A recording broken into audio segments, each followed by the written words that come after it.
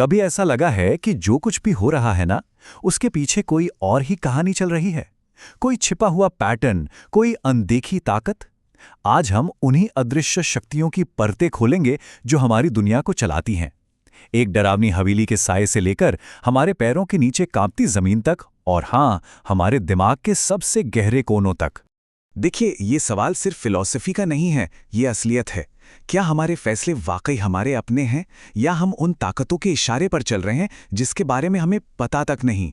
जो कुछ हम अपनी आंखों से देखते हैं, क्या वो सिर्फ एक सतह है जिसके नीचे असली खेल चल रहा है? और जब हम छिपी हुई ताकतों की बात करते हैं, तो कोई भी चीज एक भूत की कहानी से ज्यादा असरदार नहीं हो सकती। हमारी पड़ताल शुरू होती है बंगाल की एक पुरानी हवेली से, जहां एक कभी न मिटने वाली भूख ने एक परिवार की जिंदगी को, सच कहूं तो, जहन्नुम बना दिया था। जरा उस खौफ की कल्पना कीजिए। आधी रात का सन्नाटा, और मंदाकिनी अपनी बेटी सुगंधा को इस हालत में देखती है। हवा में कच्ची मछली की तेज गंध और खून। उसकी बेटी किसी जानवर की तरह उसे खा रही थी। ये सिर्फ भूख नहीं थी, ये एक अदृश्य साए का पहला, सबसे डरावना सबूत था जिसने घर में दस्तक दे दी थी। सोचिए, ये शब्द रात के अंधेरे में गूंजते थे, पूरे परिवार को जगाए रखते थे। ये मेछो भूत की आवाज थी, एक ऐसी आत्मा जिसकी मछली की भूख कभी खत्म ही नहीं होती। ये धमकियां उन्हें सोने नहीं देती थीं, ये जानते हुए कि उनके घर में, उनके बीच कोई बुरी ताकत छिपी हुई है जो सिर्फ इंतजार कर रही है। और फिर आता है कहानी का सबसे बड़ा मोड़। जब परिवार ने तांत्रिक को बुलाया तो उन्हें लगा कि अब सब ठीक हो जाएगा, लेकिन पूजा के बीच में ही वो बुरी आत्मा सुगंधा को छोड़कर उसकी बहन इंद्राणी के शरीर में चली गई। उन्हें लगा कि उन्होंने प्रॉब्लम सॉल्व कर ली है, पर उन्हें क्या पता था कि असली बुराई ने तो सिर्फ अपना मुखौटा बदला था, और वो अब भी उनके बीच ही थी। ये दिखाता है कि अदृश्य शक्तियां कितनी चालाक हो सकती हैं। लेकिन देखिए, भूत ही एकमात्र अदृश्य शक्ति नहीं है जो हमारी दुनिया को आकार देती है। उस हवेली के डर से बाहर निकलकर जरा बड़े पैमाने पर सोचिए। हमारी धरती के नीचे ऐसी ताकतें काम कर रही हैं जो भूतों से कहीं ज्यादा शक्तिशाली और पुरानी हैं। इस स्लाइड को जरा ध्यान से देखिए। बाईं तरफ एक हरा भरा स्वर्ग और दाईं तरफ एक बंजर रेगिस्तान। यकीन करना मुश्किल है ना?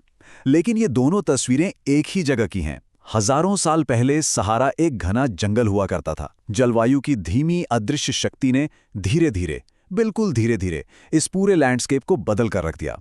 ये क्लाइमेट चेंज की ताकत का एक जबरदस्त रिमाइंडर है। ये तो अविश्वसनीय है ना? हर साल 4 मिलीमीटर। सुनने में ज्यादा नहीं लगता, शायद उतना ही जितना हमारा एक नाखून बढ़ता है, लेकिन लाखों सालों में यही धीमी और लगातार चलने वाली हरकत दुनिया के सबसे ऊंचे पहाड़ बना देती है।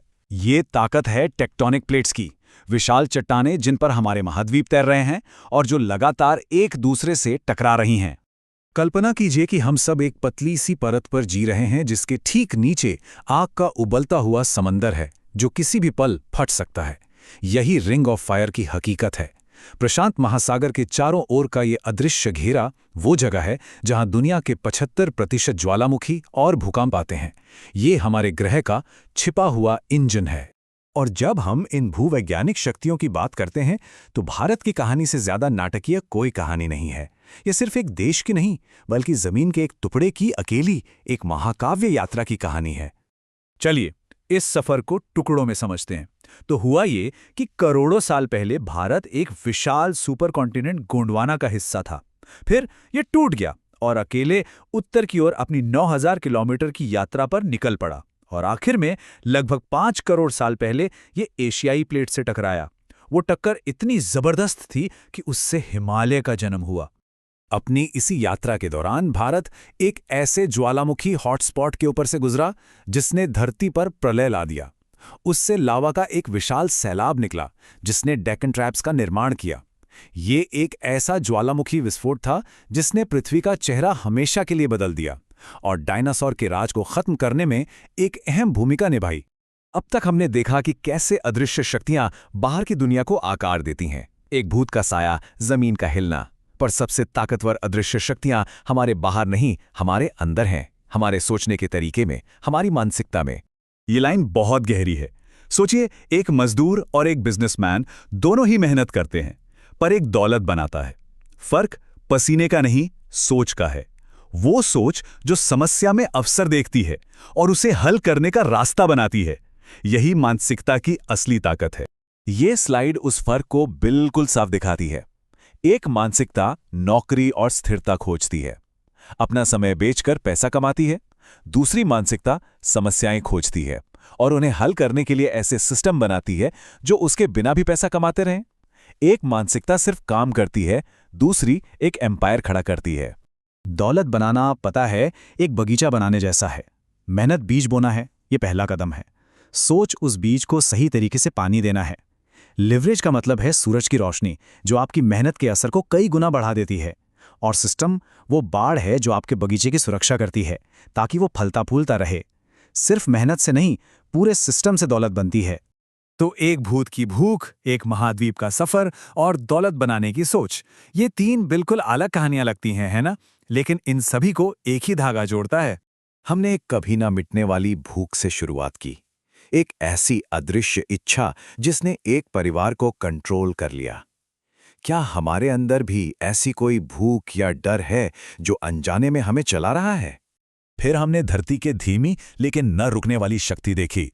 और अगर हमारी धरती में इतनी ताकत है, तो वो कौन सी धीमी लेकिन शक्तिशाली ताकतें हैं जो हमारी जिंदगी को धीरे धीरे आकार दे रही हैं? और आखिर में हमने एक ऐसी मानसिकता देखी जिसमें दौलत बनाने की शक्ति है।